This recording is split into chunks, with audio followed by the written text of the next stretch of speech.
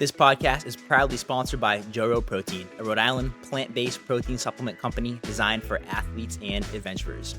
They deliver 25 grams of protein, 5 grams of BCAAs, and 18 essential vitamins and minerals.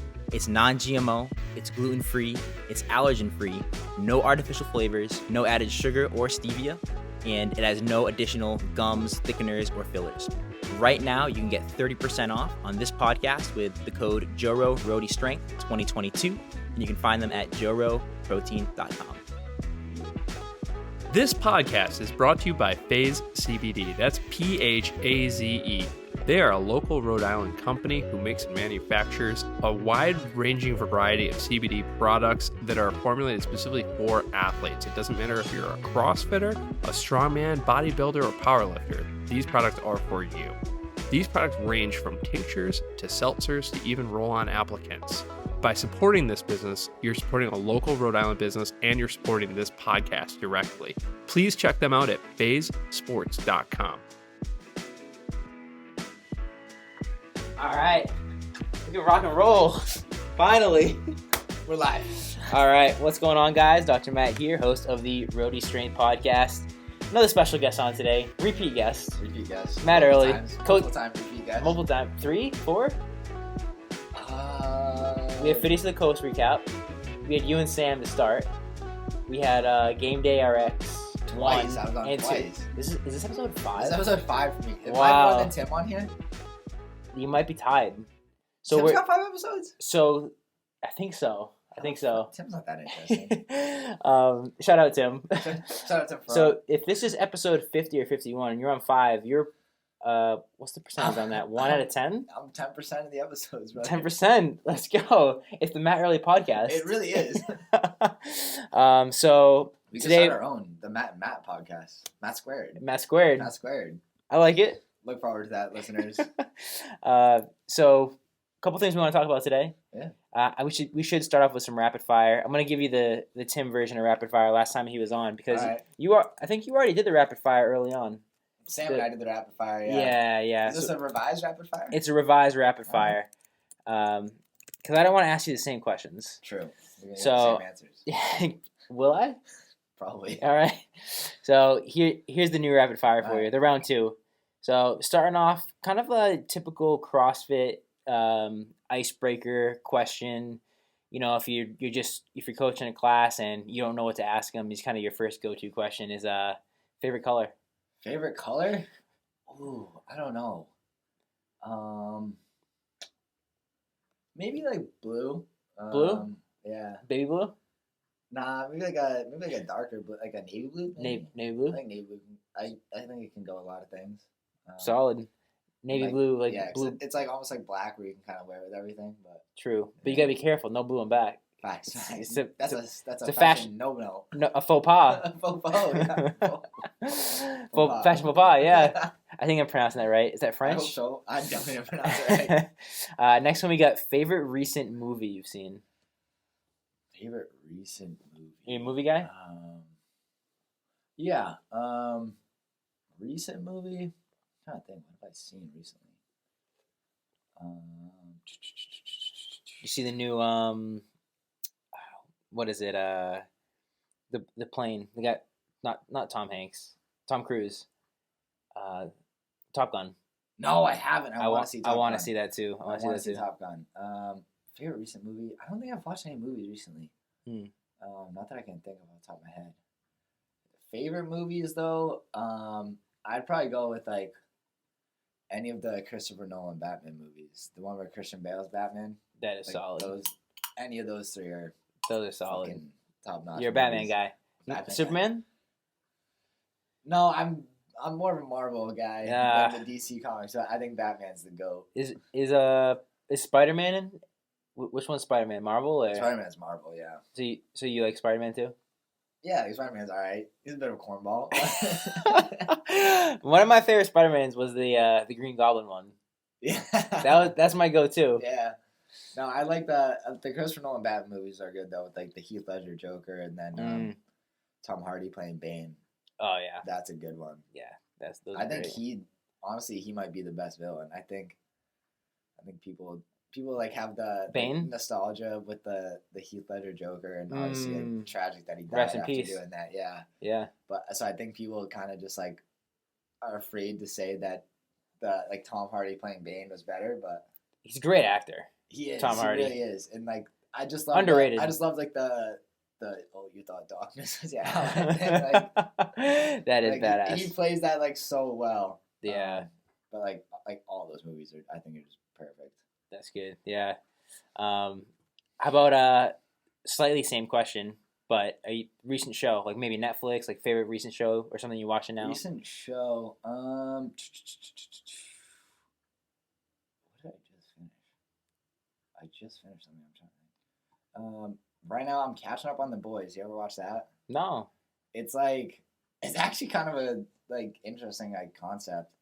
So it's like essentially like what if superheroes were like real type of thing. Okay. So The name of the show is The Boys? Yeah. Okay. And so like it's kind of like how like all these superheroes are like they can like get away with everything because they're like superheroes and like they like do like all these media appearances. And it's like kind of like what would happen if like superheroes were real. They'd obviously be like media superstars and stuff like that. Right. And, like, Influencers. so then there's like all the baggage that goes along with that, right? Like Sure. some of them have like I think like some of them might have like drug addictions and like some like just like shitty people in general. And it's like celebrities. Yeah, exactly. Yeah. It's like how are you gonna like how can you stop these people, right? They're superheroes. Right. And like the whole point of the show is like this group of like dudes are like trying to like take down the superheroes, but they don't have the superpowers. So it's pretty good. I'm catching up on season 3 now, but it's like pretty gory though. Really? It's like, but it's like fake gory. It's like it's like someone will just like explode. Like it's not like they're like cutting. Like I don't know. It's not like. It's like real. Yeah. That's like my one knock on show because I don't really like fuck with that. Dude, show that it's much. weird. It's just like weird, but it's like they do it in like it's like kind of like a running like almost like running joke on the show is that it's like overly gory. Right. So it's like knowing that it's kind of like makes it like not that big of a deal. Right. Like, they're not being serious about it. They're doing it just to like make it a thing that it's kind of like exactly right. It's part of the show. Gotcha. Yeah. But that's why that's my one knock on it is that it's definitely like overly gory, and I'm like, yeah. I don't really I'm not big into that either. I barely even like scary movies, so no, I'm a huge scary movie hater. All right, a hater? Hater. Right on, brother. Favorite cut of steak? Favorite cut of steak is the next rapid fire question. That's a good one. What's yours? What's your porterhouse? Porterhouse? Porterhouse or ribeye? I like a ribeye. Ribeye's good. I'm not a steak expert, so I don't really know what part of the cow they're from. I just know I've had that and I really like it. It was really good? Yeah. I'd probably say like a ribeye, yeah. Yeah, solid. Porterhouse. I've heard like a lot of people like that. So. Yeah. That was I don't think I've ever had one though. That was kind of the summer kickoff steak tradition. All right. With me and Tim. Yeah. Next one we got, what type of milk do you drink? Oat milk, brother. Oat milk? Yeah. Same. Yeah. Kind of by default. FYI, this is actually a public service announcement. Oatly has a recall right now for certain dates. I haven't seen their shit on the shelves. Yeah, they have a recall. Like was an issue with quite a few of the milks, and that was one of them. And some proteins actually too, and there was some bacteria in it. My mom works in food safety, and she just sent that to me like 2 days ago. Yeah. Today is August 13th, so it's be coming out in a few weeks. I think right now I'm drinking like Chobani. Is that how you pronounce it? Oh yeah, I've had that. They make oat milk. I have the vanilla flavored one though. Oof. It's actually not that bad. Yeah. Because I just like I'll put it in like my oats in the morning, and those have zero flavor. So like you put them in your oats. Like oatmeal. You put oat milk in your oatmeal. Yeah. Solid. Yeah. Just keep it pure. Yeah. Straight oats. But like I think it's like they don't have any flavor to it. Yeah. So, like, the vanilla gives it a little. You don't do butter or brown sugar or anything in the oat? No. Some toxins. Just oats. Just oats and oatmeal. Yeah. You're not a butter guy? I mean, I like what do you mean? Like I like butter on my bagel or some shit. Like I mean, I'm just saying. Like I saw one of the Liver Kings post the other day, and he ate a stick of butter. So I was just wondering if you're into that life or not. We should ask Liver King what's his favorite cut of steak. What do you think he would say? Liver. Like cow testicles or something? Probably. Did you see him on the podcast with Logan Paul? No. Dude, so a lot of He's a people. riot. As much as everyone, I probably just the same as everybody else, thought they were really annoying. The Paul brothers. Yeah. And they're just. No, they've kind of taken a turn. I agree. Yeah. I definitely respect because I've listened to some of the Logan Paul podcasts. I'm like, wow, this is actually really well done. No, yeah, they're kind of goons, but Yeah. like the podcast is well done. They have some great guests on. That's what I've heard. And Jake Paul, same thing. Like, yeah, he's a goon, but Which one he's does all the fights? Jake Paul. He's Do actually they both fight? yeah. Logan Paul kind of did a boxing fight against Mayweather. Oh, and he just knocked got him out. tooled, Right? yeah. No. Who I don't think I don't know if he got knocked out. I'm not sure, but he just got like it was an That was obvious Logan like Paul? yeah. Oh, Nate Robinson got knocked out. Yeah, That's Jake who I was Paul thinking knocked of. out Nate Robinson. Yeah. That was the first. I think that was his first boxing match, and I mean he Yeah, fought he a slapped basketball him. player. Yeah. He's So- also 5 inches shorter than him. 5 inches, like much like Jake Paul's a pretty that's a- stocky dude. Dude, they're big and they're both tall. They're both probably like 6'2". Yeah, Nate Robinson's 5'9". they're big boys. Yeah, Granted, like Nate Robinson's built like a brick shithouse, but like, yeah, but still, like in boxing, like that reach, man, it's huge. like It's you huge, can't get in on him. and like he's been in the gym training hard. Like, Yeah, no, with, like, I'm you know, so I that's respect them. Yeah, it's respectable for dude, sure. and like I feel like they don't really like run from any fights. Like No, they'll call people out yeah, and like will be they're like, I will fight you. they're fantastic about building media presence and building hype and getting huge pay I per think view all events. the boxing hardos get mad at them because they're like Yes. not doing it like the right way. They're not like coming up to like amateurs and like Yeah, doing that. they're already famous. yeah. Going into it. But like, dude, like I feel like boxing. It's like, dude, if you can punch people, you can punch people. Like, Yeah. there's no like. Yeah, no, 100%. Like, kind of similar. Conor McGregor. I mean, he came up quote unquote the right way through UFC, but he kind of built his hype around just like his antics and him Yeah. like just calling people out and being crazy. Yeah. And he would call it like his red panty night. Yeah. When you ever hear that? Like if someone gets to fight him, like, oh, I'm gonna give you a red panty night. Like that was his way of like your payday. Yeah. Like you're gonna get paid if you fight me. That's kind of No, the same thing with the also balls. kind of yeah. And didn't one of them fight a former boxer too? Yeah, Conor McGregor fought Mayweather. No, one of the Paul brothers fought a former boxer. Not Mayweather. Yes, he fought a UFC guy. Yeah, it might have been a UFC guy. I'm blanking on his Dude, name. and Ben Askren. Maybe. Yeah, he was a UFC guy. He's more of a wrestler. Yeah. But he obviously fought in the UFC. No, he knows, I he does mean, good dude, that's striking. like, but like the Paul brothers are like you said, like that's a big payday to fight with them. Like, so like, you might as well. That's huge. And I saw something recently. I don't know if it was on Instagram. Like he had another fight coming up, and the guy backed out. Yeah. Did you see that? I did see that. He like, couldn't cut weight or something like that. So Yeah. Yeah. No, and I forget which one of the brothers was, but he was like, dude, I even went up like 10 pounds to meet him in the middle. yeah, And he like still Yeah, couldn't- he, that's still couldn't make respectable. weight. Yeah, That's no, I fuck respectable. with that. Like, yeah. they're not ducking anybody, No. which I respect. Like, No, as much as like they can be like douche and whatnot, like they don't run from it. no, they don't. All right, so let's we'll transition a little bit. CrossFit Games just happened. Just wrapped up last week. 5-day event. They did. I think it was supposed to be 4 days, but they did Wednesday, day off Thursday, Friday, Saturday, Sunday. But then they had that like rain delay. They had the rain delay. They had to move one of the events to Thursday, so it ended up being 5 days. But they only did one event on Thursday, which. Gotcha. Overall, just like 10,000 foot view. Like, how'd you feel about the games this year? I thought the programming was a little funky overall. Mm. But I don't think it was like I don't think like the wrong people finished in the wrong spot. Like Medeiros winning is like everyone expected him to win. Yeah. Vellner kind of coming. Where did Vellner finish? Like 6th? Vellner finished. Let's see. Individual men. He wasn't even. He didn't podium. Was he not in the podium? No. I think he came in like 5th or 6th, which is. Oh, here we go. I gotta pull. Which is up a mine. shock. I think a lot of people expected him to. He came in 6th. He came in yeah. 6th. Yeah. I think a lot of people were expecting him to kind of give Medeiros kind of another run for his money like he did last year. Fikowski stinks. Where did he finish? 16th. Yeah. Yeah. He was like in like 30th, like after like day one, I think. Like he Yeah. did not have a good games. What's going on with him? Do you think it was just the programming wasn't set up properly for like his body type and his strengths? I think I do like how the programming this year, it kind of like fucked the leaderboard up the first couple of days. It did.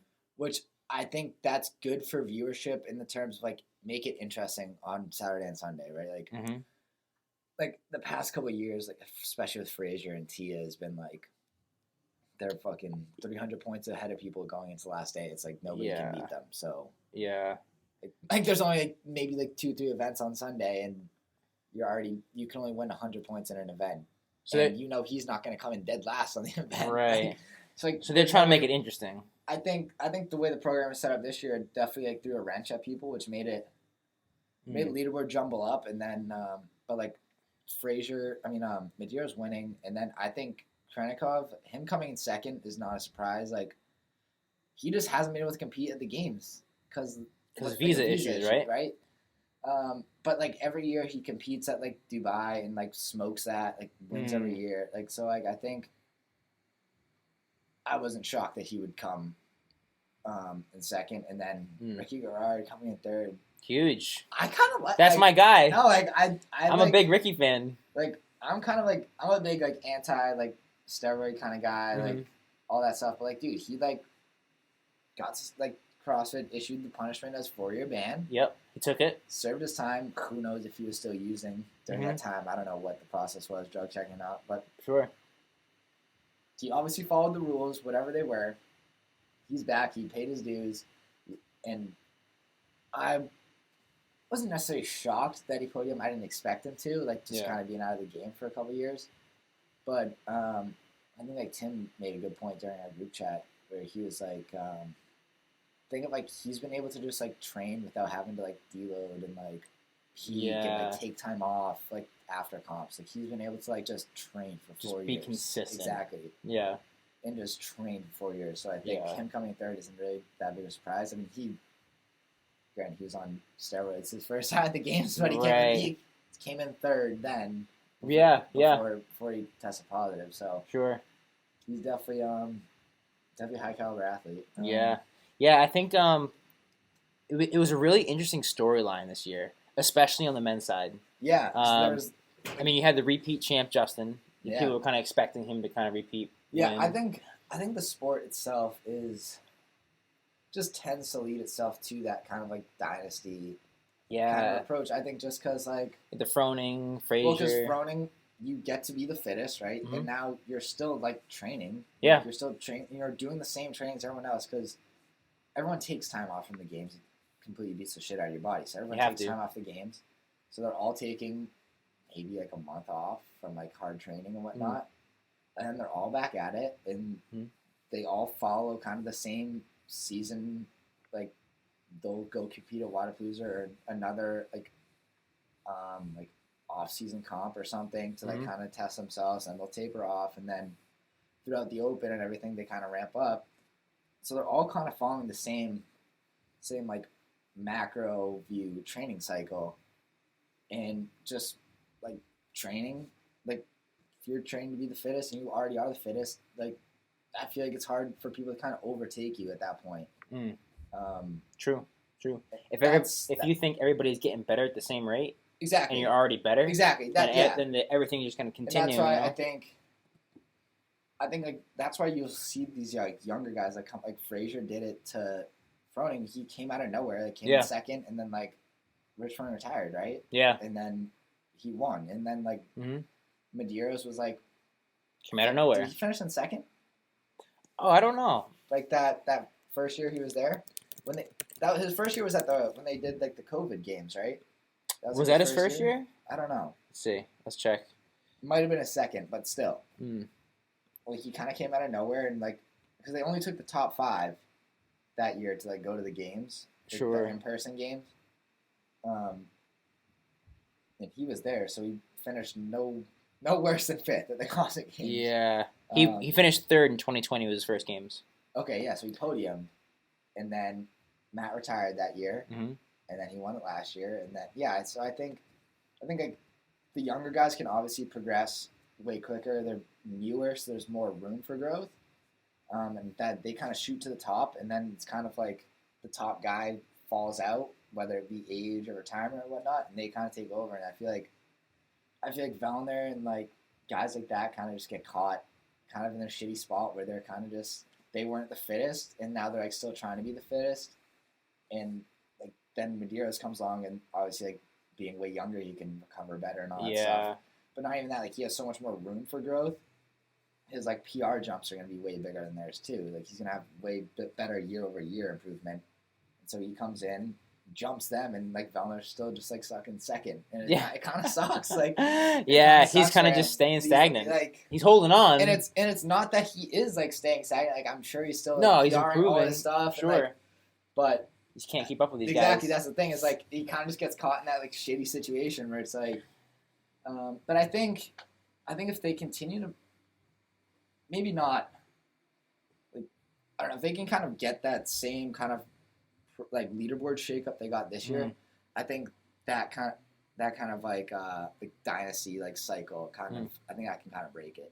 You think that's good for the sport? I think so. I think dynasties are good for a sport where like it kind of gives like you either a poster boy for your like sport, right? Like, hey, he's our guy, whatever. But it also like makes it less interesting. But it also adds like kind of like you get the haters out there, right? Like when the Patriots really good, everyone's starting to hate the Patriots. Yeah, like, it's kind of like they hate us because they ain't us. Yeah, exactly. So like, so you can get both sides out of the dynasty. But I think when it becomes like the NBA, when it was like Golden State and the Cavs every year, it's like. Fuck, we're doing this again. Yeah, like, yeah. I think it kind of feels that way with like Tia on the girl side. Yeah, where it's like, oh, Tia's ahead. Battle for second place. Yeah, like, but I think if they can figure out a way to get the leaderboard to shake up like they did this year, at least until last day, just to you can give yourself storylines as like a broadcast and all that stuff, and kind of make it a little more interesting. This is interesting. I'm on Justin Medeiros on the Games website right now, which obviously they have the open stats. Yep. And his first open stats register was in 2016. Okay. And using the boys 16 to 17-year-old bracket. I think you're seeing a lot of teen athletes come up now. That's what I think is going to happen. I think because that's where it sucks for someone like me. Yeah. It's like the thing that sucks is so you're seeing these guys competing at the games. Now I'm 24 and I'm still a little bit of a ways away. Mm-hmm. From what you're saying, like peak athleticism.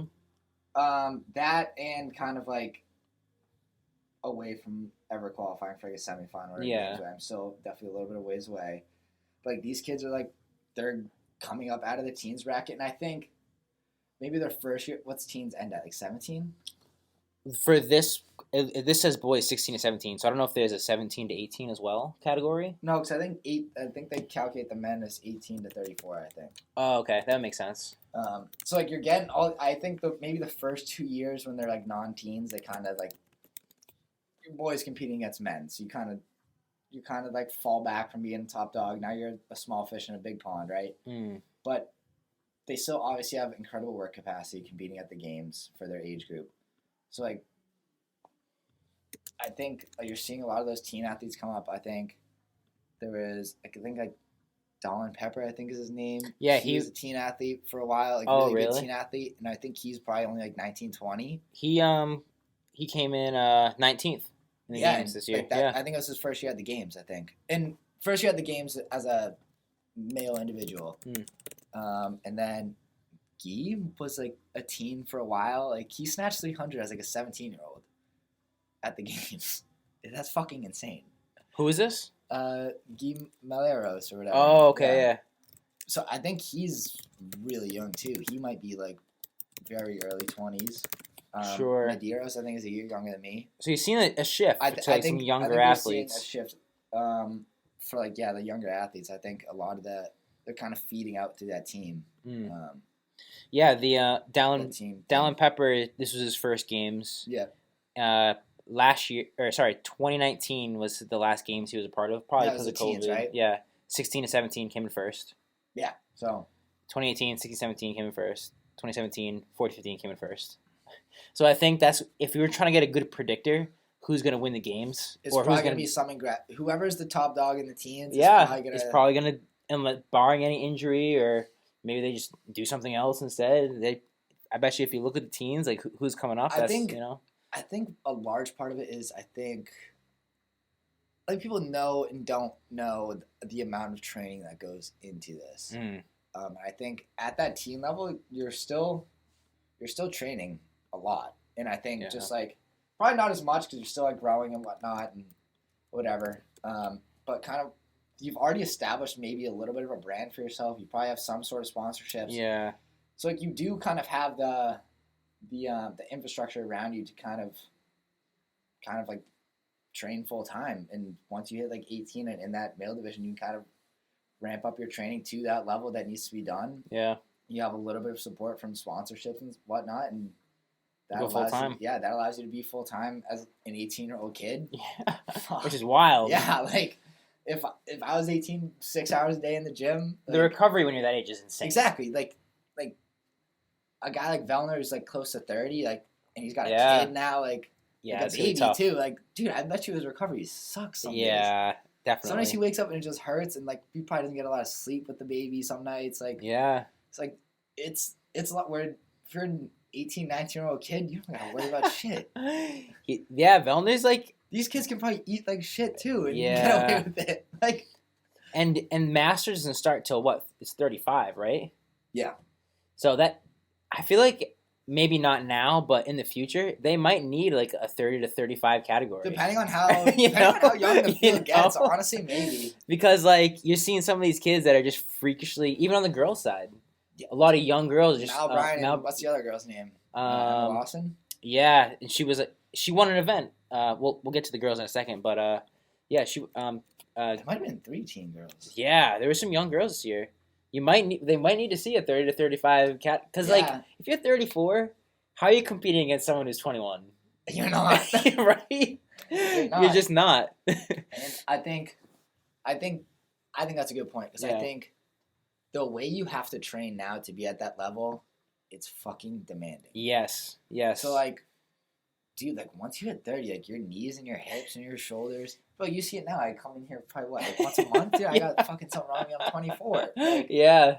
Like imagine, it's the sport. Granted, this level, I don't have the time to recover like a lot of these people. So like, I'm still training like 3 hours a day, but I don't get probably don't get enough like body work time and stuff like that, which they get to do because they don't do anything. They don't work. Yeah, it's like I have to sit at a desk for 8 hours in between my training sessions. Stiffen up. Yeah, exactly. So it's like they have a little like. I'm sure if I had more time to recover and stuff, it wouldn't be a big difference maker. I'm so much younger than a lot of people. But like, I think like for these young guys who are training full time, like, dude, they probably have nothing wrong with them. Yeah, like very little.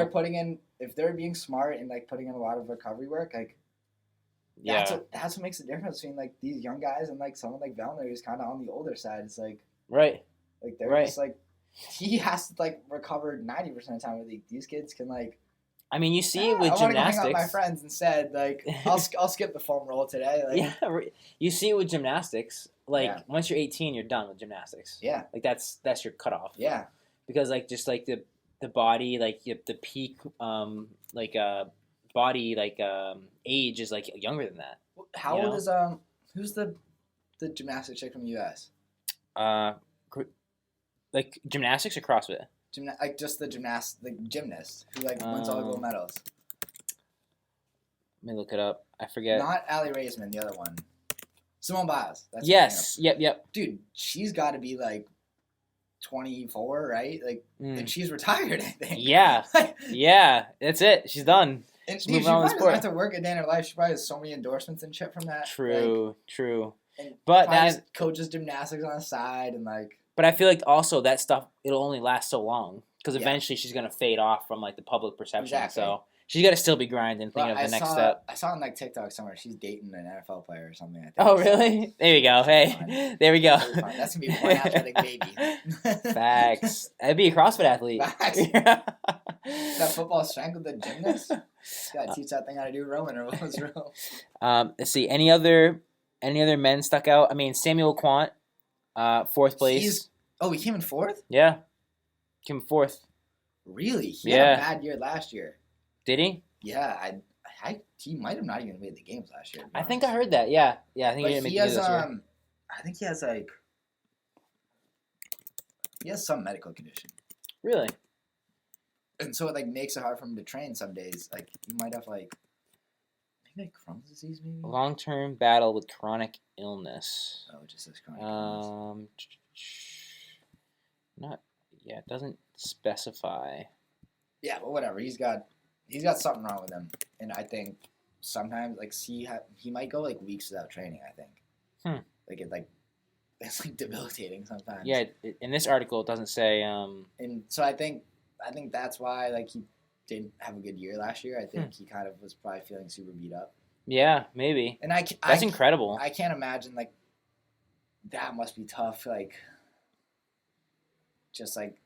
It's probably tough for him to recover with that too. Some days you just can't sleep with whatever the illness is or something like that. I wonder what it is. I bet you it's something chronic. You got to think Crohn's disease or fibromyalgia or something like that. Yeah, but doesn't specify exactly. That's interesting. I did not know that. Yeah, that definitely could have happened last year. How about Noah Olsen coming in 12th place?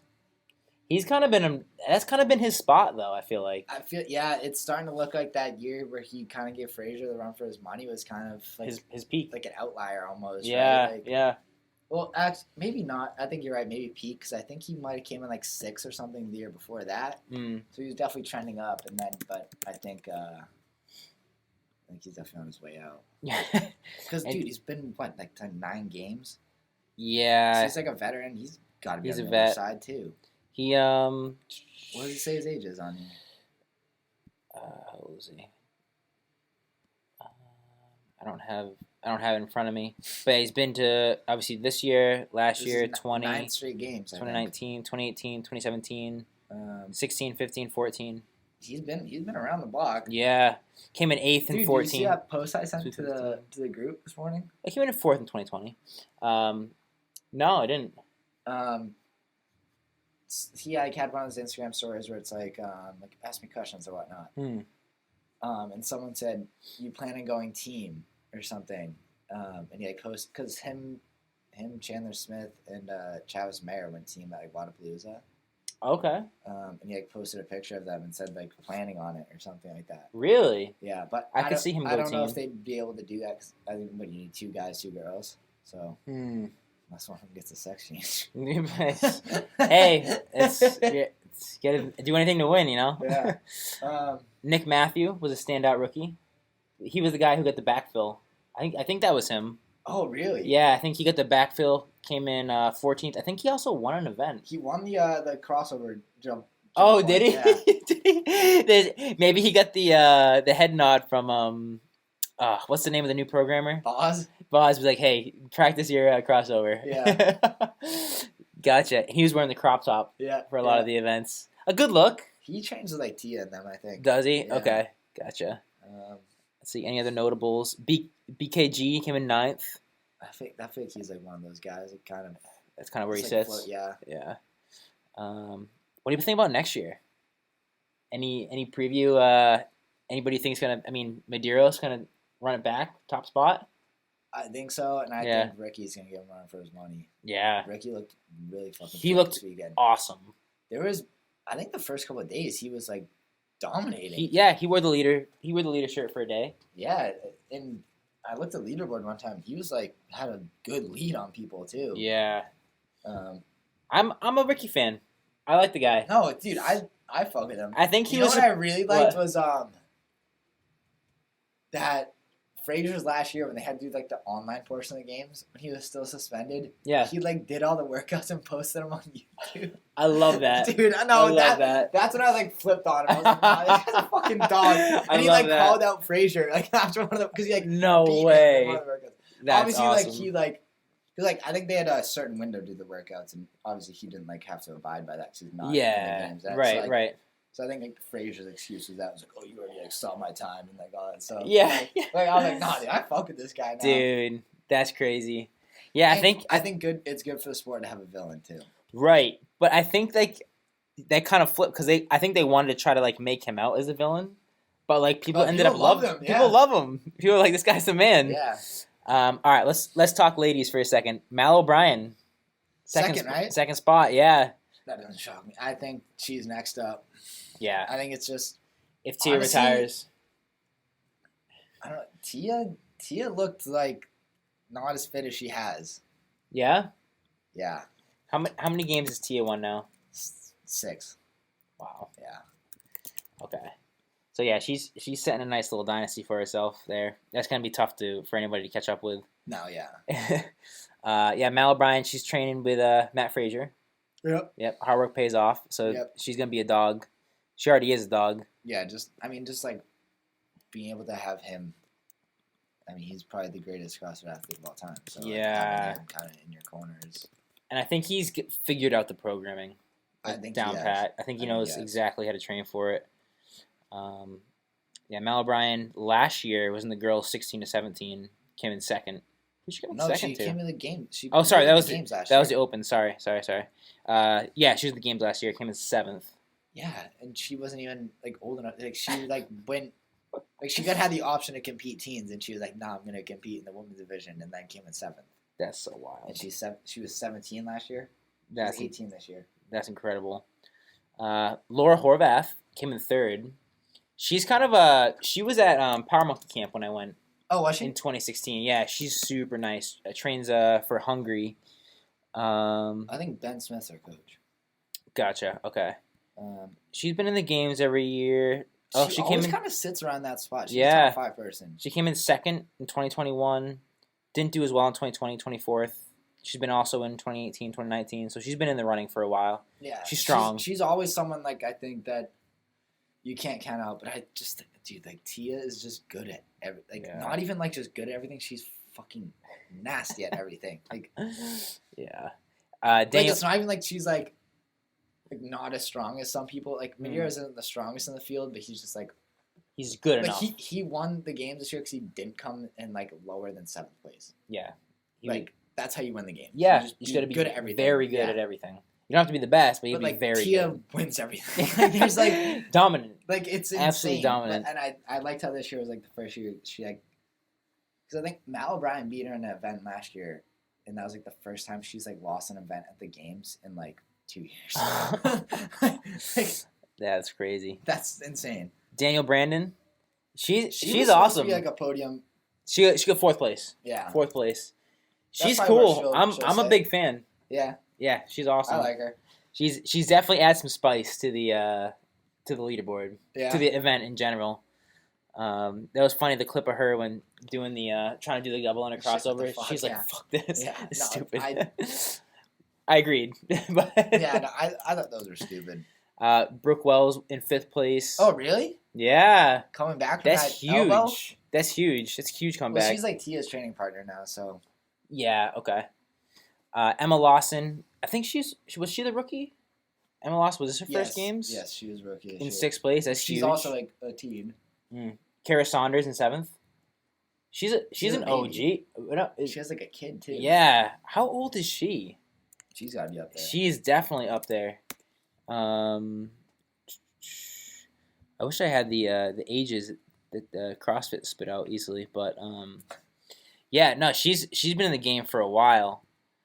And then we have Haley Adams came in 9th. She trains over at Mayhem, right? Yeah, yep. she's like Rich's like niece or something. No way. Yeah, she's like related to him somehow.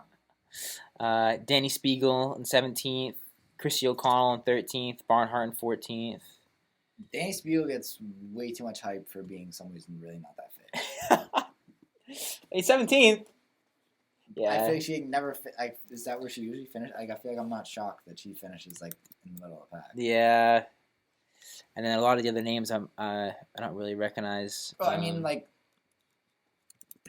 I think I'm not gonna sound like I don't want to sound like a hater. But like, I mean, dude, she eats like shit. Like, Really? dude, she posts on her story all the time her eating like cookies and stuff. It's like, you think Tia's eating fucking cookies? Like her fucking 6-pack. Like, Her best place was 13th in 2020.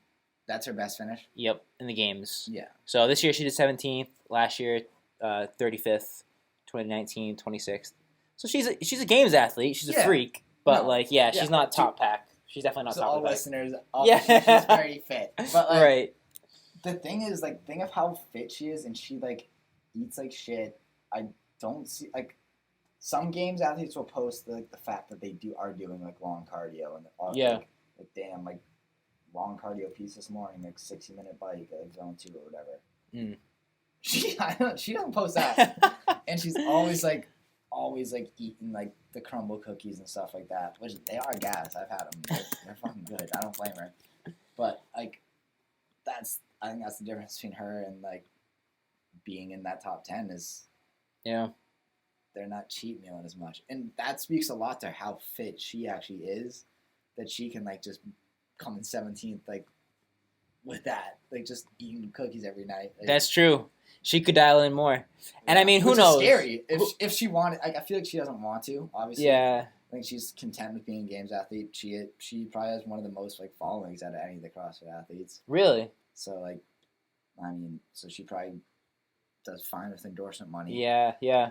So she doesn't need like the winning the comp money and whatnot. True. She does fine with endorsements, and then I'm sure like sure she just needs to know like I just got to keep myself as like a games athlete. Like, because I mean, obviously, and I like trying to win, but like I don't really care about it. Right? Like, like think about the discipline it takes to go from like obviously just like an open athlete to like a semifinal athlete. Yeah. And then the difference between a semifinal to a games athlete. Yeah. And then maybe like a middle of the pack games athlete to like it's top. It's a big jump. It's got to be you got to be like my entire life is this. Yeah. And I have to just be dialed in with everything. Yeah. So that's not for everybody. No, dude, there's nothing wrong with just wanting to be a games athlete. Yeah, just like being middle of the pack. That itself means you're one of the top 40 people in the world. Yeah. Which is fucking insane. Yeah, 100%. So I ended up finding Kara Saunders. I'm not hating on Danny Spiegel. It is what it is. Kara Saunders. Kara Saunders is 32.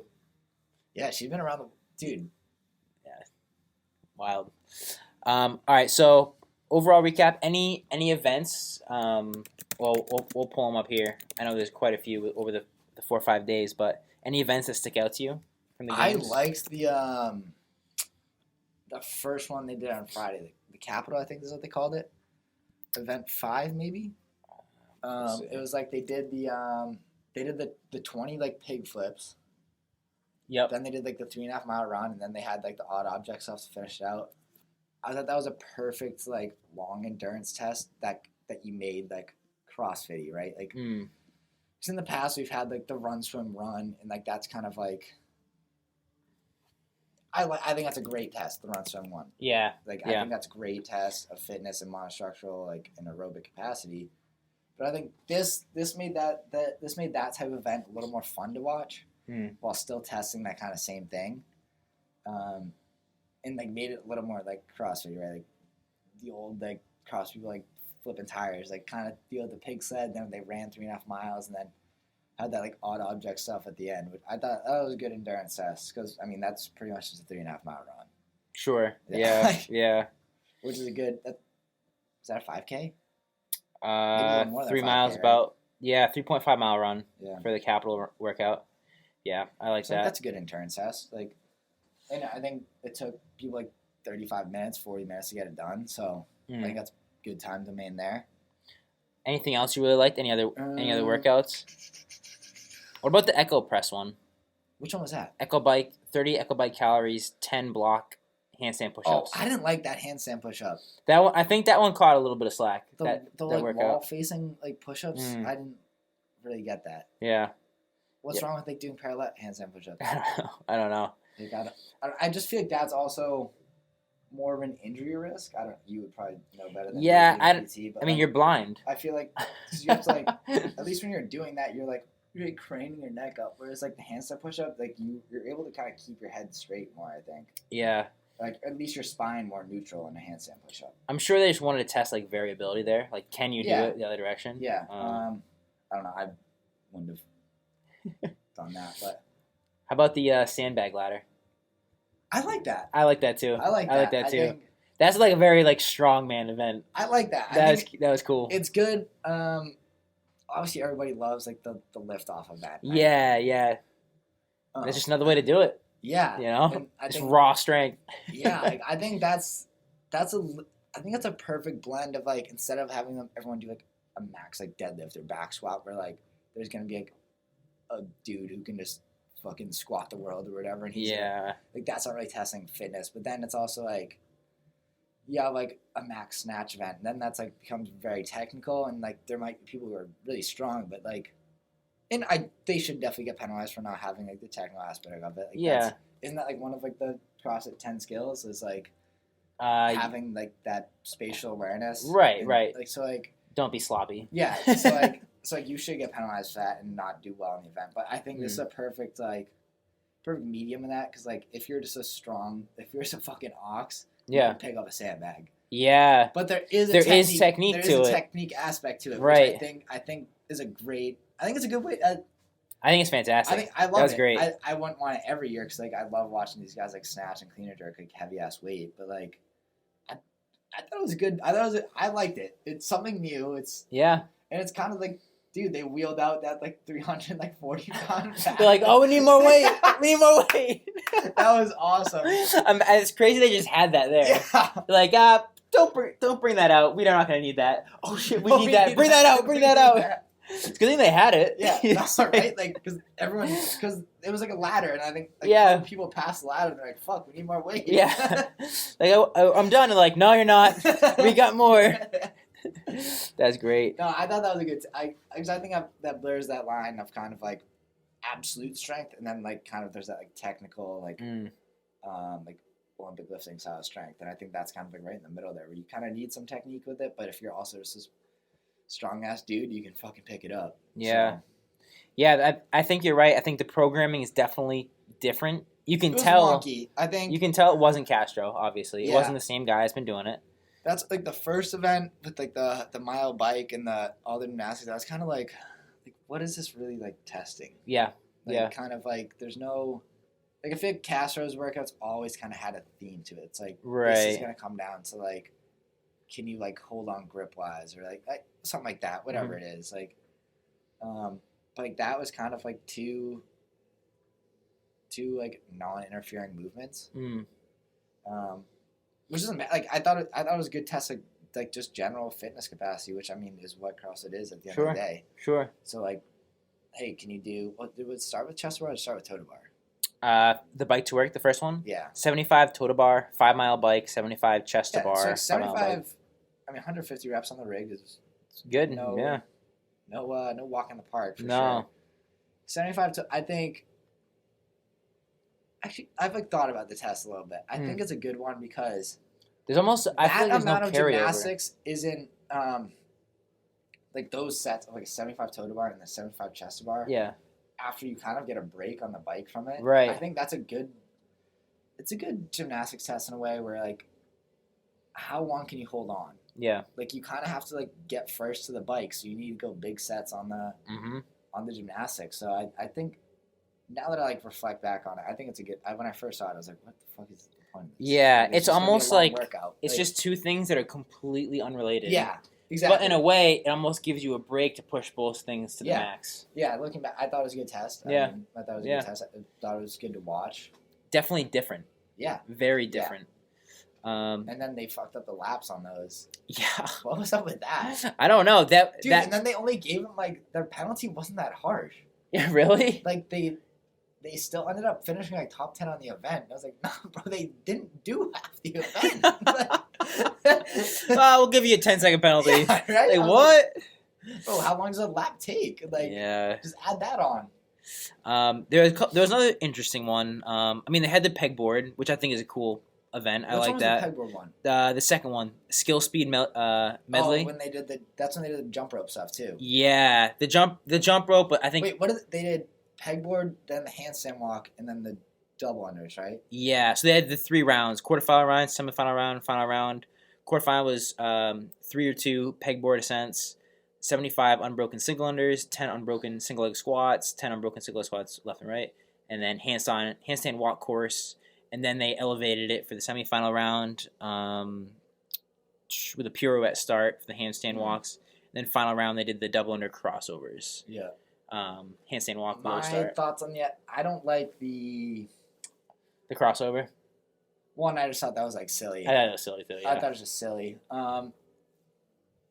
I would have liked to see, like, I guess there is a way that you're earning the gymnastics there, right? Like, because you get knocked out in that round, right? Like, they only take certain top people. Yeah. I do like that style of, like, yeah, that's cool. For a competition. I think they did it at, like, one of the Rogue events. They did something like that where, like, it was like squat snatch and, like,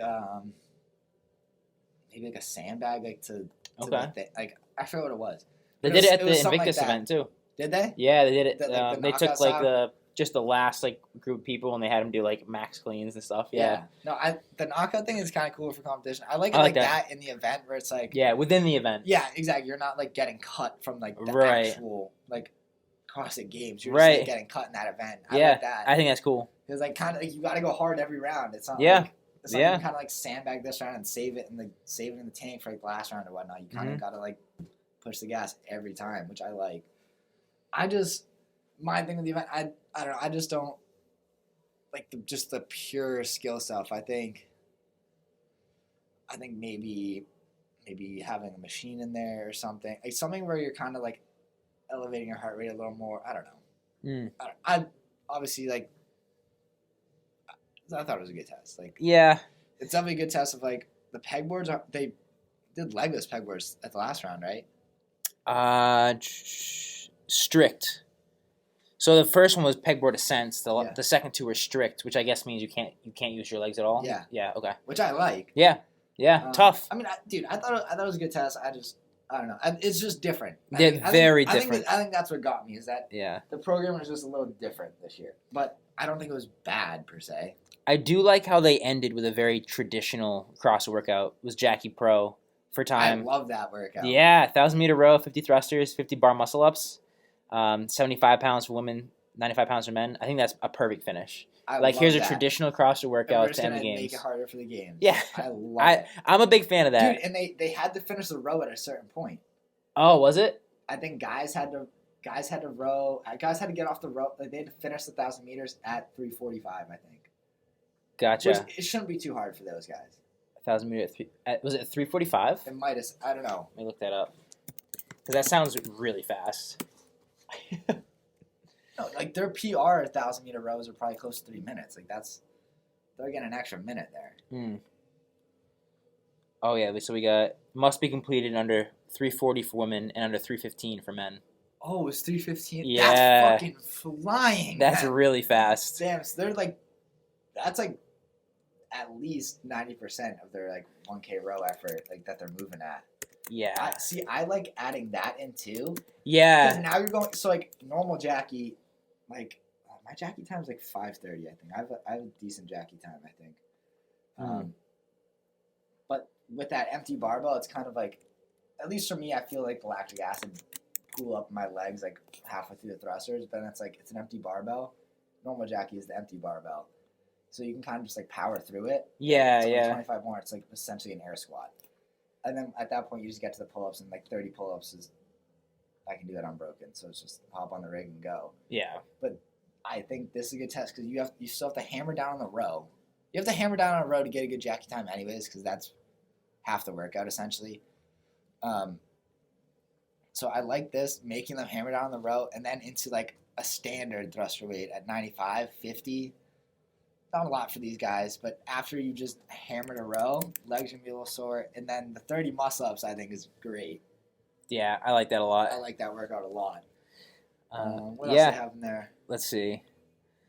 They had the swim. They had the What was the swim one? It was intervals, right? Let's see. It was every 2 minutes, 50-yard swim, 8 cal ski erg. So it was rinse and repeat. Add 2 calories each round for 6 rounds. That's cool. That's a good pool workout. And then complete as many calories as possible for round 7 and 8. That's a fucking That's cool. workout. I like that. Imagine just having the access to be able to do that workout. You need a pool and a ski erg. Yeah. That'd be very tough to like do. that, but I would love to try that. That also levels the playing field, though. Nobody has access. Like, nobody can bring a ski erg into a pool. Imagine you walking in the Y just dragging a ski erg. Yo, I just gotta practice this workout real quick. I got my ski erg with me. Y'all mind if I set this up? No, you see them doing, like, sometimes they'll do, like, a pool, like, Metcon. They'll be at the pool and, like, they'll bring a dumbbell or something and, like, do, like, dumbbell snatches and, like, burpees. That's really cool. Have they done any swim workouts that aren't just swimming? I mean, they might have, like, a... But, like, the 2020 games, they did, like, an assault bike sprint. This was a good one, too. It was, they did an assault bike sprint, swim to, like, a 25-meter swim. Back and forth like that? No, so just down one end of the pool, 25 meters. Get out of the pool, and then it might have been, like, either GHD sit-ups or, like, a med ball GHD sit-up. And then it was, like, maybe, like, AMRAP slam balls. Like, something you would never see programmed at a game. It was, like, slam balls or something like that. Slam balls? Interesting. Yeah. Is it this one's swimming stuff?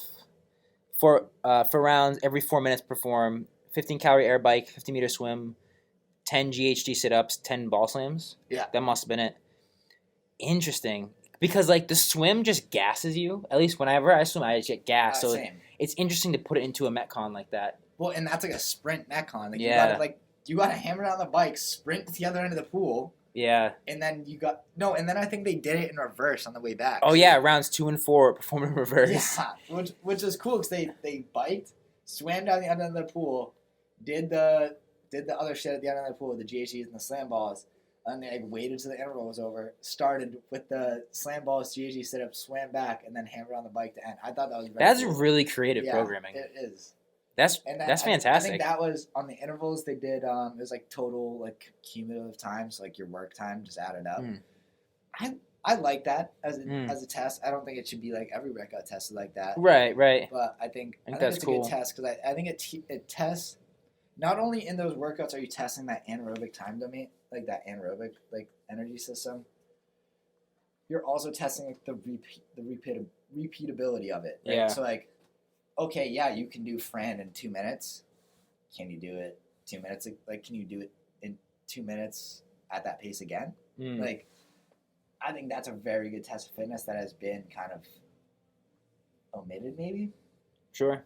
I think you're seeing it show up now when, I think one of the, like, European semifinals did the, like, you see these intervals now a little bit at competitions where it's like the AMRAP like 3, 3, 3, and then, like, the last round's like AMRAP 2 or something. Oh, okay. And they did it was like essentially the buy-in for the interval was you had to do maybe like 20 chest to bars and then maybe like 20 dumbbell thrusters, and then it was like AMRAP burpee box jump overs. And they, like, you just keep moving your box down the lane. Gotcha. And it's like you have, like, that's kind of cool. You have, like, the minute rest or whatever's in between, so everyone walks back to the, like, start. Timer goes again. You do the pull-ups, do the dumbbell thrusters, whatever it was. Go in your box, the AMRAP burpee box jump overs, and I think that's a good. I think just visually, that's a cool workout to watch. Yeah. Just the way things move. That's a big thing when we did the Invictus Boxes and Invitational. Like, that's how Byrne wanted everything to be programmed. So the audience can view, like, who's in first place. I think that's a big part of the games, too, is, like, dude, you have these massive lanes at the Coliseum and, like, out on the field. Use them. Like, use it to show who's winning. I think that's my biggest pet peeve with the games. And, like, I think, one, the commentary is fucking awful. And then, two, I think like, they don't do a good job of, like, showing who's winning. Yeah. Like, they just, there's like, a couple... still, like, zoom in on, like, someone who has, like, the most Instagram followers out of the heat. Like, they're, like, the most famous in the heat. And they're, like, in dead last. And you're like, is this guy winning? And then they, like, pan out and you see this dude 20 yards ahead of him. Right. Like, why do I care about this guy? There was a couple, like, good events. I think, like, the bike one was really good, how they sprinted to the finish line. Yeah. And there was a couple times where it was just, like, photo finish. Like, one guy's... No, there was a couple times where it was cool like that. Yeah.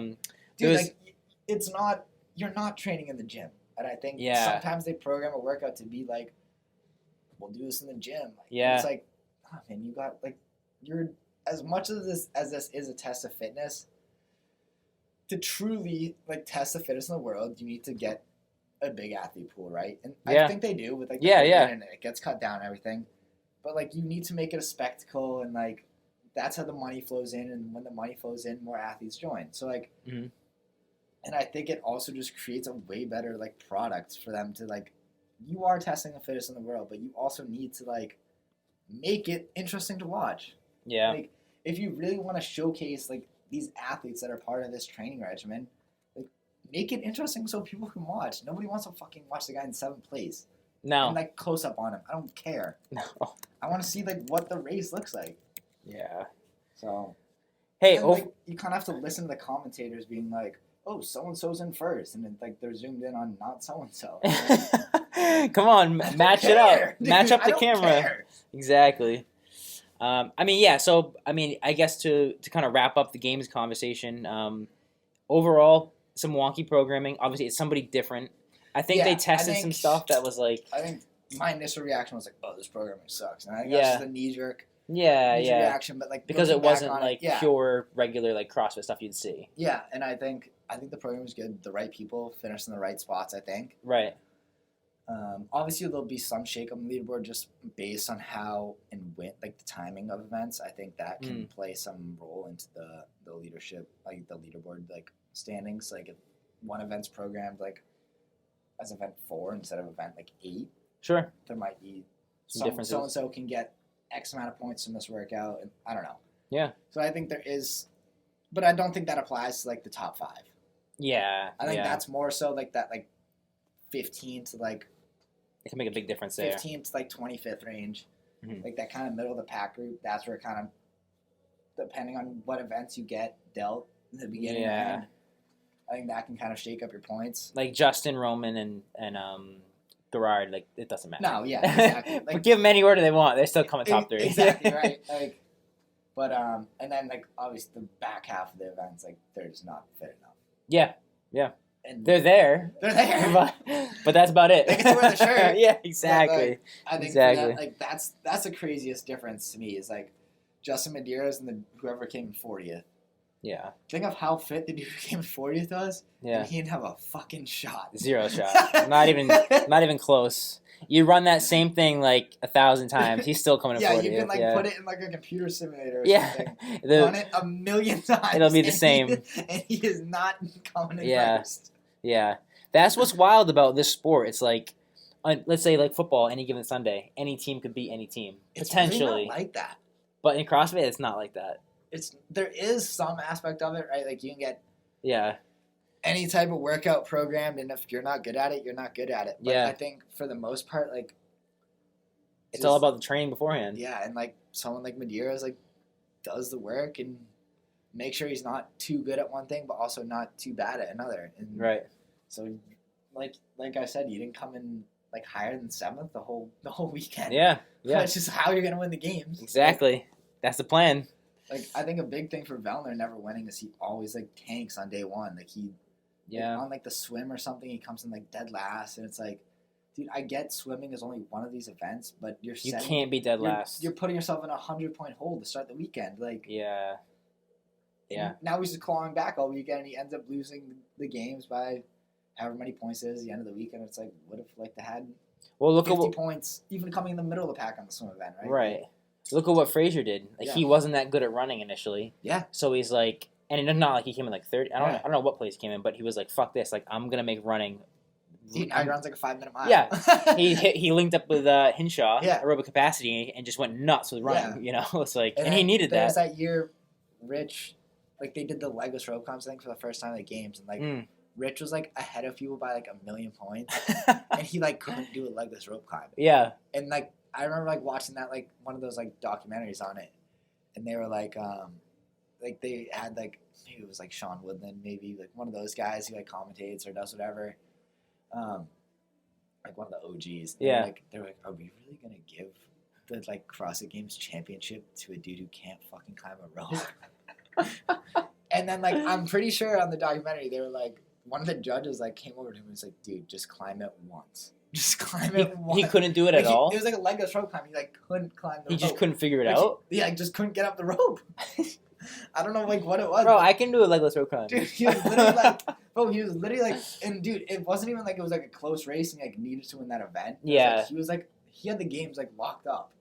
Yeah. Like he like, couldn't climb the rope. Was it just a mental block? Like he I don't know what it was. That's But weird. then I think they programmed it the next year and he like won the event. Yeah, So, like, he just kind smoked of like it. that Freyr's thing. He realized he sucked at it and like got good at it. Yeah, But, right. Found his weakness. Yeah, but they're like, are we really gonna crown the fittest on earth to a guy who can't climb a fucking rope? I wonder if those are kind of the moments they're trying to find with some of this wonky programming. I think so too. It's kind of they want to kind of see like, oh my god, Justin Medeiros can't do a double under crossover. I think they missed the boat. I think they missed the boat on that. It's like that's something like third grade girls are doing in like the playground. Like, yeah, I've never had to do it. I've never tried it. Never even thought about it. I played football at recess. I wasn't jumping rope. Yeah, right. Hey, I did a little jump rope for heart. You know that organization? That's for heart health. Jump rope for heart. Yeah, they came in one day and we all jump rope. But all right, so let's switch gears. We'll start to wrap up a little bit. All right. Anything going on for you? Any comps coming up? Doing Fitness to the Coast? Yeah. Yeah, Sam nice. and I are doing that again. I'm just gonna do team this year because they made it one weekend now. Oh, cool. So I think individuals compete Friday night, Saturday morning. Mm-hmm. And then the teams go same schedule as last year. We did this like Saturday night, and then we get like all day Sunday. Nice. So I think I'm not gonna do individual this year. I'm just gonna do team. Mm-hmm. That'd be fun. Yeah, that'd be fun. Good. I think Sam and I are a lot fitter than we were last year, and we came in like what at that, like 10th? Yeah, something like that. So looking to move up a little bit. Yeah, I think we're gonna have our sights set on podium. I think nice. We're a little fitter now. Probably a lot fitter now, actually. And I think we just gotta kind of dial in on like the synchro gymnastics. Nice. That was a shitty thing we sucked at. Are you guys practicing that or planning on practicing that going into it? Yeah. Not yet. I think it's beneficial right now if we just both get better capacity at everything. Yeah. And then maybe once we're kind of like into comp prep phase for that. So the qualifier is coming up end of September. That's like a month long. So we'll be doing the qualifier. The qualifier is all individual. It's just like combined scores. Yeah. So it doesn't make sense for us to get good at synchro stuff right away. Sure. And then competing at Southie. Nice. Showdown. When's that coming up? That's soon, right? October 2nd, I think. Yeah. October okay. 2nd, whatever that weekend is. So I'm doing the advanced elite division, whatever they call it. Nice. So a little out of shape right now. Been out of the gym I haven't been like training consistently the last couple of weeks, but about to get back into it. Training cycle starting next. Nice. Next Monday, that's gonna take me into Southie, and then we have the Fisk Coast qualifier starts that weekend too. So I don't know. I think we're just gonna do it Thursday night when it comes out. Yep. Rest Friday and then compete the weekend. I mean, you'll know you qualify for it, so you don't have to like bang your head into the wall. Right. Like doing that. It's more about just getting your numbers out. Just getting them. Yeah. Getting them in the system. But I'm not really doing any comp prep for Southie. I think I'm just gonna do a normal off-season cycle again. And you're writing your own programming now for you and Sam. Yeah, for me and Sam. What's your style right now? Like what types of things? Like how many days a week? Like how are you kind of structuring that? I'll pull it up right now. Let's see, cycle 3 here. See what I have for the outline here. Just testing, just normal strength work. Be doing clean and jerk for 1 RM, back squat 1 RM, which I haven't tested in a while, which I think is probably gonna be over 4. I hope. Let's go. You've been squatting a lot. Yeah, the first cycle we did a 5 rep, and then this past cycle we did a 3 rep pause. I didn't end up doing it. Didn't end up following through because, like I said, I've been in and out of the gym. But we were also doing a 3 RM front squat that cycle too, and I hit 335 for that. Solid. So I definitely feel like my squat numbers are going up. Done some strict gymnastics work, so like strict muscle ups, like max set of that. Bar? Rings. Nice. I don't like specify. I just write muscle up for, and then I'll specify for bar. And then another gymnastics test, max strict deficit handstand push-ups. Whoa. With a 4-inch deficit. Oh. Just like we've been doing a lot of like pressing. Like I think I bench pressed the first cycle and then did a lot of like shoulder over and stamina stuff, which that was when I was programming for the group, so I didn't really need that work, but some people in the group did, so I programmed it. Sure. And then I push press the last training cycle. So this would be a different kind of like pressing test. Nice. Kind of get me away from the barbell, which would be good. Snatch 3 RM, but 30 seconds. But you have 30 seconds to lift it, so it doesn't have to be like touch and go or whatever. Gotcha. Shake it off, quick breath, right to it. Cool. Yeah. 10 seconds per lift. Yeah, pretty much. Mm-hmm. Overhead squat 1 RM. I haven't really done much. I did some technical work the first cycle because that's been my limiter in the snatch, my overhead positioning. Mm-hmm. So I've done a lot of work on that. And so that'll be good to like strengthen it now instead of doing like positional work. See how well that translates, like my actual overhead squat. Then a lot of plyo work on Saturday. But yeah, it's like normal strength, like just kind of like that slower strength stuff, like deadlift 10 RM in here. Nice. A lot of the conditioning, like our aerobic stuff, is going to be longer. So kind of like probably mix in zone 2 training maybe once or twice a week. So running, kind of on that longer thing. Running, biking, rowing. Everything. Yeah. Tuesdays, the test is 30-minute run for distance.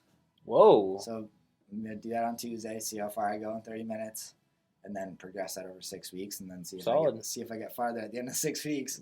And then 5K row. Like, so just like some longer aerobic targets. Yep. Don't really need to worry about like hammering down doing hard intervals on machines right now. And then don't really have many focuses on the Metcons right now. Cool. Just doing things. Some gymnastics density work for Metcons. So like bigger sets of gymnastics in a workout. Like instead of like 5 rounds a time of like, where there's like 10 chest to bar around, like maybe make it a for time piece, or maybe only like 2 rounds, but the number of like chest bars or toe to bar, whatever gymnastic movement you're doing in that workout is going to be like a bigger number. And sure. Not necessarily like being able to like do that number unbroken, but more so like being able to attack a bigger set of gymnastics efficiently. Solid. Like that's probably one of the only like Metcon like focus areas we have. Yeah. For this next. So you're almost doing like the Fraser style of like attacking things in pieces right now instead of a giant Metcon. That's why I program a lot. Is I'll even like periodize like Metcons where like it'll be like if I'm not good at like rowing and wall balls, like first find out why I'm not good at rowing wall balls. Do I not have like the aerobic capacity to like handle a higher heart rate on the rower with the wall balls and stuff? So if that's the case, then you can do stuff to fix that. Are you just like getting lactic acid, like blowing yourself up? Do something to address that, whatever. So kind of like identifying where you're weak, identifying why you're weak, and then training to be not weak at it. Right. So right now, like I don't really have any ideas as to where I'm weak right now. I've kind of addressed those in the last 2 training cycles. So I think I'm not gonna really like go into Southie expecting to like win it. Yeah. I just want to compete hard. If I do well, I do well. If I don't, I don't. But that's more because I'm gonna do one more like kind of like what I'd call like a bridge between the off season and like season prep. So it'll be similar to like an off season cycle, but Metcon and stuff will start to look more like a traditional like CrossFit Metcon, like open style Metcon, stuff like that. So right now I do a lot of intervals. I find that's just like a good way to train, especially like sometimes I have to train alone. So I find that's a good way to kind of keep yourself going hard, is kind of race the clock. And I think just offers a little bit better way to get like intensity over like sustained periods of time too. So you can do like every 4 minutes or 5 rounds. That's 20-minute workout. Yeah. But in that 4 minutes, you're working 2 minutes, let's say. 3 minutes, whatever. So that's like that. So like I think I like laid the outline for like that 4 cycle, and that's gonna pretty much going into Southie, gonna see what I suck at essentially. If that can give me any data, then like that 4 cycle will kind of be like shore up any of those weaknesses, and like kind of get ready for the season. And then from there, I would assume Sam and I are going to qualify for Fittest of the Coast again. Once that cycle is done with, comp prep from there. And then it's like prep for that / quarterfinals, and then after Fittest of the Coast, quarterfinals prep. Nice. And then. So you kind of have your general season just outlined of like, okay, these are the things I'm going to prep for. I know exactly like where we're going with everything. Nice. How far out do you actually write the programming out? Like week to week? All right. Like I have the whole third cycle already right now. Wow. Like, it's already right How now. many weeks out is that?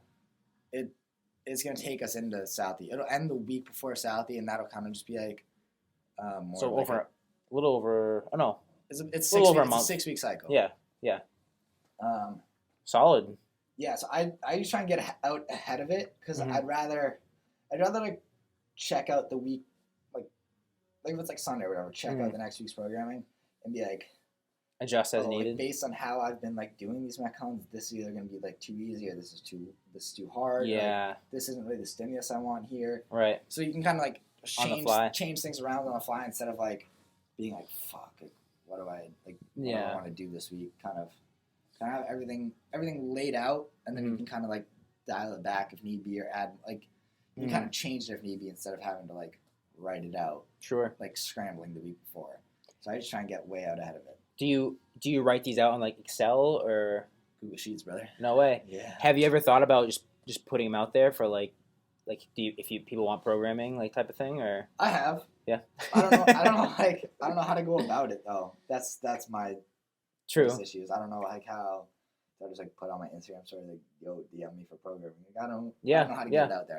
If hey, on the podcast, if you want programming, hit up Matt. He's got it all written out already. Facts. And tested. So Facts. I mean, I'd also be down to like, because my program is very like individualized, especially definitely individualized to me. And sure, as like Sam's kind of like started following it and everything, I think started to incorporate some of his weaknesses in there too. Yeah. Do you switch stuff up because you're both following that? Like, hey, like Sam, we're gonna change this workout a little bit for you. Or do you kind of just have that in mind? I've like had that in mind Yeah. though. It's like sometimes we'll just come to I won't like make the change. We'll just be in the gym and I'm like, oh, you should do XYZ instead of like you should do like it's the same workout, but I want you to do this instead because right. Or focus on this. Yeah, exactly. Yeah, something totally. like that. Where like don't worry too much about the strength piece because you're strong here, but really push the cardio part of it hard. Exactly, Gotcha. stuff like that, and kind of like maybe changing something out in Metcon where he might need a little more work, or I might need like whatever. Yeah, totally. Yeah, and so I program pretty individualized. So like I would, if I was gonna write program, I'd do it like that for somebody's weaknesses or strengths. Yeah, like I'd program. I wouldn't just like have them follow what I'm following because mine's built for me. Yeah, right. So like it's like that's the beauty of CrossFit is that everyone can get like fit just doing it. So like they'll still get fit following my programming. Right. But like I think. But if you want to fine tune it, if I different story. I wouldn't want to offer somebody like program if I'm not gonna like actually be getting them better. You know what I'm saying? True. Like I'd rather charge them more, but I'm also like give them a better product. Yeah, like I'm giving you like this is like you suck at rowing or whatever it is. Yeah. You're gonna be good at rowing after the training cycle. Right. And then we'll find something else you suck at and we'll get you good at that. Like, oh, you can't do like they might come like maybe I'd like get a client and they're like, hey man, I like didn't do good at the handstand push-up workout in quarterfinals. And it's like, okay, so why do you suck at handstand push-ups? Do you just not have handstand push-up capacity? Or is it something where you can't do them at a high heart rate? And there's right. So that's a different training stimulus. Right. It's like if they just can't do they don't have the capacity, then that's probably gonna be more like technical work on a handstand push-up, more strength building. More like strength building on handstand push-up for sure, and like more just like volume acclimation. So like just like kind of like the classic skill like EMOM for CrossFit where it's like, hey, EMOM 10 minutes, you're gonna do like 6 handstand push-ups. Yeah. Something like that where like we're just getting them acclimated to the volume that you need to be able to hit like 75, 90 handstand push-ups in a workout. Like you need to be able to hit them with a deficit now that we've seen that in quarterfinals. Like so just kind of giving them that volume training. Whereas if they can't do it with a high, they can if I were to like give them a test and be like, do 50 strict handstand push-ups per time, that can tell me their capacity. Right. And if they do well on that, then it's okay. Maybe it's not a capacity issue for you. It's something with a high heart rate. So now training that could be a skill piece where you're doing like maybe like a 500-meter ski at like a moderate pace. That's going to elevate your heart rate.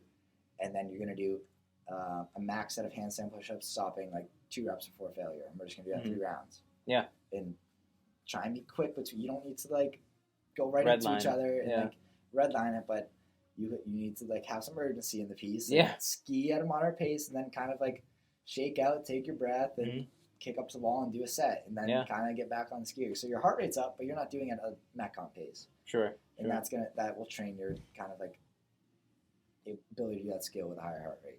Sure.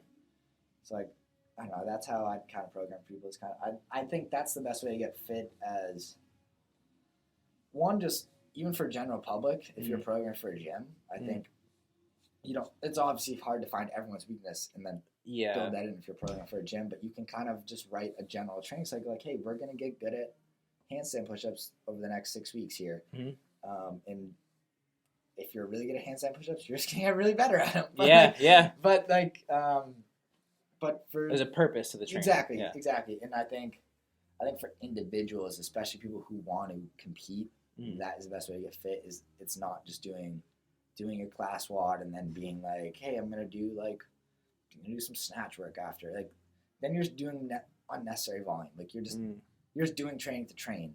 Right. Like you're not like doing it to get better, right? So like, I think I like programming in that way, like being like, I'm bad at XYZ. I need to get good at XYZ. Yeah. So like I know I'm good at like thrusters and pull-ups. So I don't really like train thrusters and pull-ups. I'll do that kind of thrusters and pull-ups every now and then. Right. Because like it's tested. You need to be able to do it. Just keep it good. Yeah. But like that's not something I drill every week. Yeah. Like, even though it's like the classic like CrossFit like workout, like I don't need to get good at it.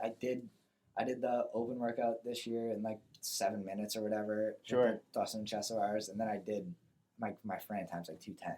Like, I don't need to get good at thrusters and pull-ups. Like, right. So I think just like I would focus on people's weaknesses. I think that's just the best way to get, especially someone who wants to compete, get them good at what they suck at. Yeah. And then you go through like 8 weeks of training, retest. I'm a big test and retest guy. You got to know if it works. Because like and I think a lot of gyms need to do this too, just for general programming, is constantly test and retest. Yeah. Because that's the easiest way for members to realize I got fitter. Yeah. Like, there's no point in just doing random workouts for however long, 6 months. Then we do Fran randomly. Yeah. People either PR or they don't. And it's like, dude, if you plan on testing Fran 8 weeks from now, get them ready for it. You can sneak it into programming without, you don't even have to tell members we're doing Fran in 8 weeks. Like, just do Fran, and then sneaky, we're doing some sort of thruster and pull-up variation at that anaerobic like heart rate. Right. And just do it again. Test for 8 weeks. People are like, holy shit, I got everyone fitter. PR'd. Yeah. Like, and I think that's just so valuable for gyms to have, not even just for like personal training and like getting yourself fitter or whatnot. I think it's valuable for gyms to have, to be like, hey, listen, we took so-and-so, they came in here, they only had like 150-pound back squat. We like trained them up for 8 weeks and they had a 200-pound back squat. Yeah. Like, if you just have constant like measurable, it doesn't even have to be like you're just like constantly doing retest tests, like, and like constantly changing up your training cycles. But if you can have something that you're constantly benchmarking yourself to, that just tracking your progress and like showing that you're getting fitter is what's gonna like create buy-in from members and everything. 100%. And it even works the opposite way. Like, if you were to just randomly throw Fran into a workout, especially for a CrossFitter that's done Fran in the past, and they haven't been training thruster or pull-ups, and they get worse at Fran, they're like, fuck, my trainings suck. Which isn't necessarily true. It's not necessarily true. But you just haven't been getting ready for that. Yeah, exactly. You know? Like, and especially for a workout like Fran, it's so intense, right? That like, for a workout like Fran, I feel like there's kind of like a how are you feeling that day going to Fran? It's so fucking 100%, intense, right? Like, 100%. If I just had a shit day at work and a like long day at work or whatever, I come into the gym, I'm tired. Yeah. I'm not gonna do well in Fran regardless if I train for it. Is it a hot summer day? Exactly. Like, did you sleep last night? Like, a workout like Fran, like, I think people can get like turned down, and it's so short that like, dude, you could have had your PR Fran time when you had the pull-up bar and the barbell right here. Sure. And this time you got shafted with your spot in class and now you're all the way across the gym from the pull-up bar. Obviously your Fran time's gonna be longer. Bro, it's just like, I feel like it's similar to like a max snatch. Yeah. You can't just PR every time you max snatch. Yeah, it's just not going to happen. Like, dude, I was stuck at 225 for like a year. Yeah. And I snatched 240 the other day. Hey, the proof is in the pudding. Facts. The proof is in the pudding. No, I mean, Sam said it. He said he's the fittest he ever felt following my stuff. So like, damn. Not trying to plug myself. That's a record holder salary running back right there. Yeah, that is. That's big words from him. That is big words from him. But yeah, I would definitely be interested in programming for people. I just don't know how they go about selling it. Right? Yeah. Like, how to get it out to the people. True. So I don't really know how to go about that. I mean, I think if anyone has any suggestions, I think with something like that, like organically, is the best way to do it. If someone's like, "Hey, like, can you program it for me?" Like yeah, like, and just figure out what dollar amount would be worth your time. Yeah. And what would be worth their time, and just go one by one, case by case. Exactly, and then word of mouth, kind of like, hey, Matt made me fitter. Yeah. So, like, what's your programming? Oh, I have this dude named Matt who programs for me. Works like, oh, can I have all this stuff? Like, yeah, I'll give you his number. Whatever. Yeah, like, something simple. I don't know. Cool. Yeah. All right, so I guess we'll wrap up here. I'm gonna ask you. I think I probably asked you the same wrap up question before, but anything else you want to plug or shout out? I mean, we already talked about the competitions, and I know you're coaching at one Asterisk. Yeah. And then we get the billboard question. What's the billboard question? You get Rob Levine's billboard, the heavy hitter on 95. You get his billboard for a day, and you can put whatever you want on there. Usually, it's like a favorite quote, mantra, saying to tell the people of Rhode Island as they're driving up to Bryant, going past what's the bar you used to go to? What's the top Bryant bar? Top Bryant bar, either Rentes or Rentes or the Last Resort. Okay. I've been to Last Resort. The okay. pool? So yeah, I haven't been in the pool, but I checked it out. I'm like, whoa, this place is crazy. So all right, so you got these so many drunk kids who just like walk into that at night. So you get these drunk college kids, preferably with a designated driver. They're drunk. They're driving. They're driving to Last Resort. They're driving to Last Resort, and you get a billboard. You get something to say to them. I don't know, man. I'm not one for the quotes. I'm not an inspirer. You're not an inspirer. No. I'm not an inspirer. You're not like, hey kids, turn your life around. Last Resort, it ain't it. Follow your dreams. It's just a picture of you flexing. Follow your dreams. I love it. Drink oat milk. I'm a big like Fraser mindset guy, kind of just like, dude, you just gotta do the fucking work, man. Yeah. Like, put your head down, do the work. Yeah. Nobody cares. Just do it. Solid. Yeah. Cool. All right. Hey, great pod. We're podcasting out of the Bullfrog Fit studio. Yes, sir. That's the music you hear in the background. Yeah, that's right. I'm if you hear a little clang bang, a little 90s pop, the 90s hip hop, 90s anything. Video episode will be on YouTube, also Spotify, and wrap it up from there. Good stuff. Rhody Strength signing off.